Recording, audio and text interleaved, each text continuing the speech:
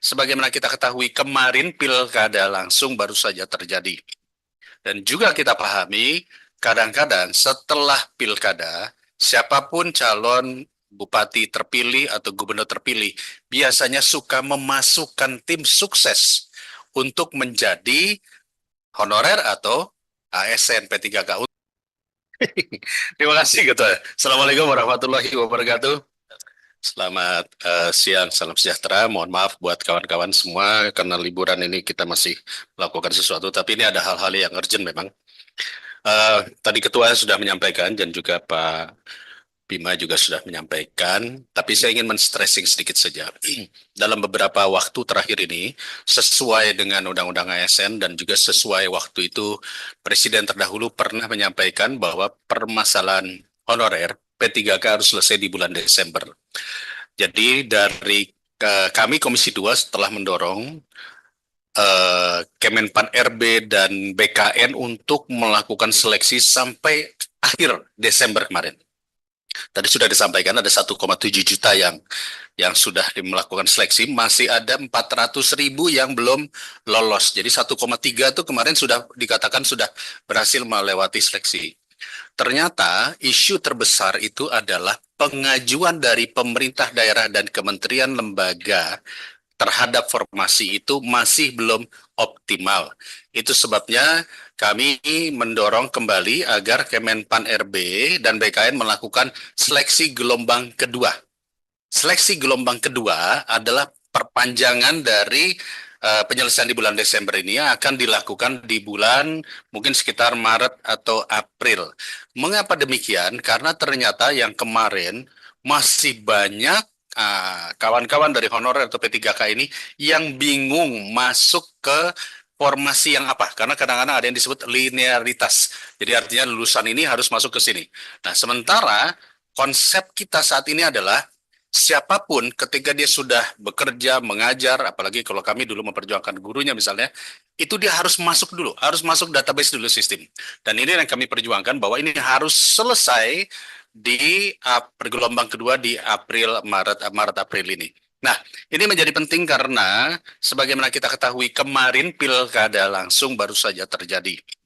Dan juga kita pahami kadang-kadang setelah pilkada, siapapun calon bupati terpilih atau gubernur terpilih biasanya suka memasukkan tim sukses untuk menjadi honorer atau ASN P3K. Untuk itu kami menekankan dengan stressing yang kuat agar melarang, nanti kami minta Kemendagri, melarang bupati terpilih ataupun gubernur terpilih nantinya mendahulukan yang masuk bukanlah mereka yang sudah masuk database dengan ketentuan masa kerja yang lebih lama. Jadi bukan ada yang tiba-tiba diambil lebih dahulu.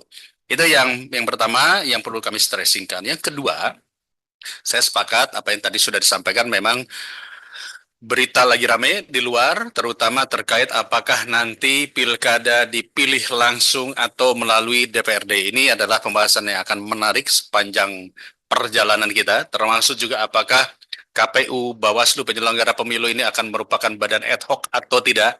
Ini juga kami sedang pelajari, kami saat ini sedang mendengarkan masukan dari NGO, dari LSM, dari pemerhati-pemerhati untuk melihat apakah dampak-dampaknya jika kita melakukan A atau B atau C.